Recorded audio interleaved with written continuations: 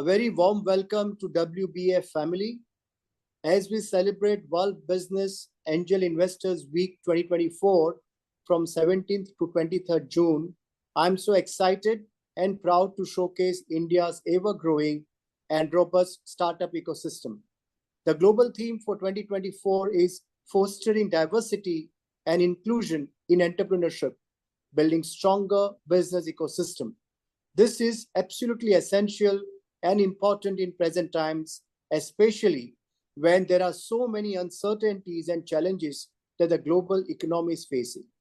The focus area for the stakeholders of startup ecosystem can be how entrepreneurs can collaborate with each other, with investor community, with government and other stakeholders, such that they can build stronger and more supportive business and entrepreneurship ecosystem.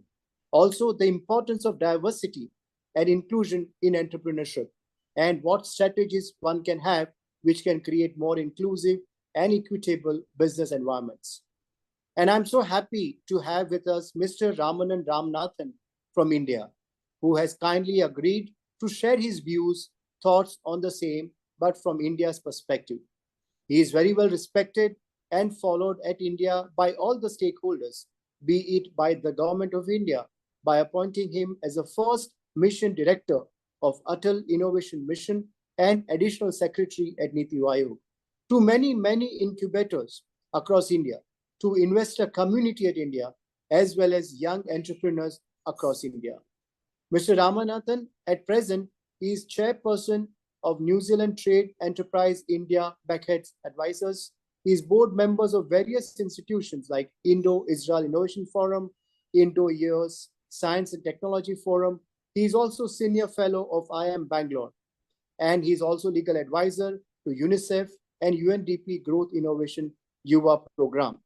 He is also recognized for distinguished alumni for IIT Bombay, and recently 100 great IITians were felicitated, and he was one of them for his outstanding contribution to service of nation. Without further ado and taking a lot of time, let me welcome Mr. Ramanathan. Mr. Ramanan, thank you so much. And we really look forward to your views and your pulse of wisdom for the stakeholders of ecosystem of India. Thank you, Mr. Ramanan. Thank you, Kuntal, for that very warm and generous introduction. And good morning, good afternoon, or good evening to all the viewers of this particular broadcast.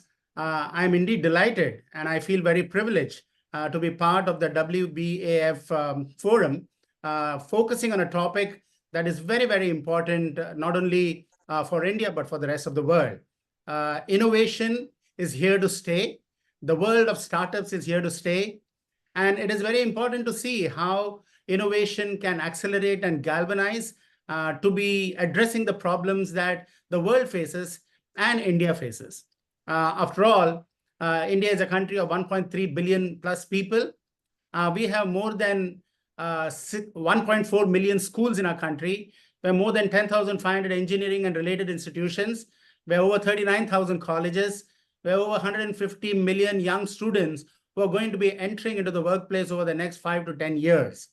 So when you have this, what they call as a demographic dividend, which is the advantage that India enjoys, which is the envy of many a country, how do we ensure that we leverage this demographic dividend for the advantage of the country as well as for the benefit of the world? And that is why innovation plays an important role. The world is changing rapidly. If there is one thing that is constant in this world, it is change. And this change is being triggered by many factors. There are geopolitical changes that are transforming the landscape. There is connectivity that is enabling all the countries to connect with each other over the internet. Communication has become possible. Face-to-face communication is possible now through video cons and so on and so forth. Technology is changing the way you are experiencing the world, and technology is changing the way the world is experiencing you. And so in this very fast-moving, dynamic landscape of the world, we are also seeing that there are many challenges. The digital divide is also increasing. So also are economic divides happening. There is a firmer grip on, or a firmer movement towards nationalization of many countries due to geopolitical landscape. And we are also having issues like climate change, which is now becoming a very real problem. But all these problems also have a silver lining in the crowd. And that silver lining in the cloud is that the same technology that is changing the landscape of the world can also be harnessed for the benefit of the world. And that is what is happening in India. With this tremendous youthful energy that is coursing through the nation, the country has realized, and the Prime Minister of this country has embarked on a very ambitious mission of seeing how India could be among the top 10 global nations of the world, innovative nations of the world. And for innovation to happen, there are three things that should happen. One, you should have the youthful energy that is there in India today through all its universities and through all its students. And that youthful energy has the power to transform. It has the power to create new solutions for problems that we have not yet solved, or solutions that have been solved suboptimally. The second is, we're living in one of the fastest growing economies of the world in India. Our economy has been growing at 7 to 8% over the last couple of years. The last one was at 8.4% during the last year. And we have the potential to grow between 8 to 10% or 12% over the next decade. And therefore, when you have a fast growing economy, the ability to support innovation, to support startups, to support entrepreneurs, to be able to fund their crucial projects and convert research into innovation, innovation into products, and products into services that can be of benefit to the rest of the world, this becomes a real possibility. And third, as I said, technology is becoming affordable, accessible, available, and advanced. 3D printing is revolutionizing the way you're able to conceptualize, define, design, and manufacture a product right in front of your eyes from your smallest lab, from your garage, or even from the classrooms of our schools. 3D printing is being backed with sensor technologies, and sensor technologies are being implemented in man, machine, device, soil, space, and so on. And therefore, these sensor technologies are providing vital and large amounts of data, which is fed through high-speed networks, wireless communications, fiber networks, satellite networks, and so on. And now this data has the ability to be processed with very powerful computers, powerful GPUs. NVIDIA has become one of the most favored companies in terms of its market cap in the world. And that is because the ability to process large amounts of information, whether it is video, data, image, or any other source of information, has now become possible through advanced computing, computing that fits into your pocket, nano computing, supercomputing, and so on. And then we have AI, which is now making its presence felt all across the world. AI is nothing new that we have been talking about. We have been talking about AI for the last several decades. But today we are at that interesting converging point of advanced computing, advanced communications, advanced data processing, advanced sensor technologies, that AI has become a reality. The ability to combine all of these fast-changing technologies and exponentially changing technologies into artificial intelligence or generative AI is having potentially a huge impact on the possibilities this world can leverage on. And that is why innovation and entrepreneurship have become so central to the future of this world. We are indeed living in a world of startups. In India alone, over the last 7 years, you can see this transformation happening on a gigantic scale. We have more than 100,000 plus startups in India, which have been born just over the last 6-7 years. We have over 700 incubators in our country, which are fostering thousands of startups. And these incubators are in universities, which are encouraging entrepreneurship in our young students. We have over 118 unicorns today in India. And most of these unicorns have come in the last 4 to 5 years. We have one of the largest and the fastest growing startup ecosystems in the world. And this is not a surprise. After all, over the last several years, the education system of India has been a very strong pillar and a platform for creating many educated people. But the ability of our systems to support innovation was not there. This was available in many other countries, in the more advanced economies, like the United States and UK, Europe, and so on. But now those ecosystems supporting innovation and supporting entrepreneurship and creating a vibrant system of innovation and entrepreneurship is being made available to our country.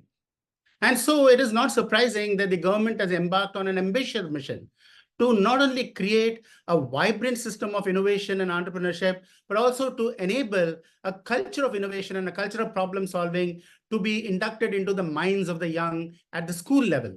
So at the school level, we have set up over 10,000 tinkering labs. And these labs enable our young students from grade 6 to grade 12 to be able to conceive of problems that need to be solved, and using latest technologies like 3D printing, robotics, IoT, or miniaturized electronics through do-it-yourself kits to solve these problems. And so they acquire not only a problem-solving innovative mindset, but they also acquire knowledge about the latest technologies upon which solutions are being developed in the world. And when they go to the universities, they use the incubators, which are being set up by the hundreds, and enable their potential, innovation potential, to transform itself into products and innovative products and startups. But not only that, the theme of this World Business Angel Investors Week is how do you foster diversity and inclusivity in entrepreneurship? And so recognizing that as a very important part of India's need, because after all, we have 650,000 villages in our country.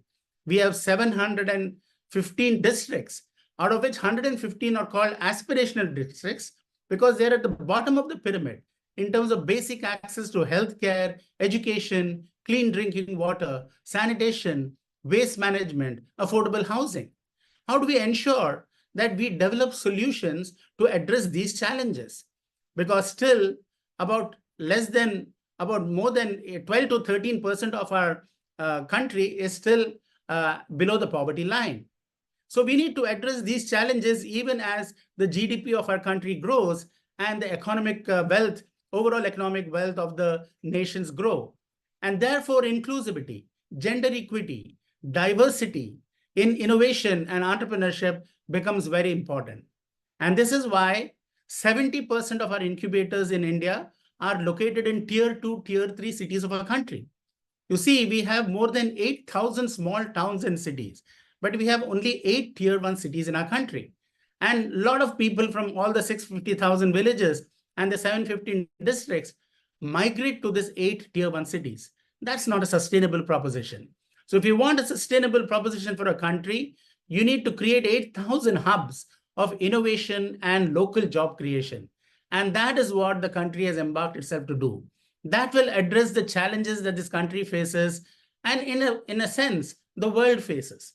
Because any solution that you can create for 1.4 billion people on a planet is potentially a solution for over 8 billion people in this world. And therefore, diversity, inclusivity in entrepreneurship, and the ability to translate research which is happening in these thousands of universities into innovation that will be beneficial for the world becomes so very important. We are also one of the fastest growing countries of the world. And therefore, this demand that is going to be generated in India has a potential to be fulfilled by these startups. We need a nation not just of job seekers, but also that of job creators.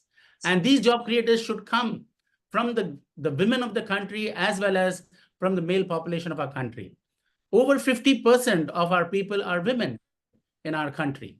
And how do we ensure that we now have only 13% of the entrepreneurs as women? We want to make sure that these 13% women entrepreneurs number transforms itself into 50% women entrepreneurs. That is already happening through the Atal Innovation Mission. Over 33% of the new startups that have been created through this 100 plus incubators of Atal Innovation Mission are women-led startups. And that is the dynamic change that is happening not only in India, but across the rest of the world. Because technology is now affordable, accessible, available, and advanced. And therefore, it prevents no one who has the ability to take this technology and convert it into innovation to become a startup entrepreneur. I do hope that all of you who are partnering with World Business Innovation Forum actively play a role, whether you are an investor or whether you are an academic institution or whether you are part of the state and local government or central government. All of us need to come together to address this emerging need that is so very important to address the challenges of the world. And I'm sure you're going to find a tremendous amount of change, positive change, that will be happening in the world because of the world of innovation and entrepreneurship that's being encouraged in India and rest of the world. Thank you so much for giving me an opportunity to share a few thoughts on this occasion. All the very best.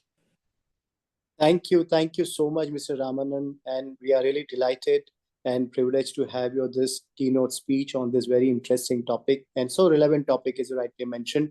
And thank you so much. And we will again come to you whenever we need your guidance to make sure that we can work together collectively to make our ecosystem more robust and more inclusive. Thank you so much, Mr. Ramanan, and have a lovely day ahead.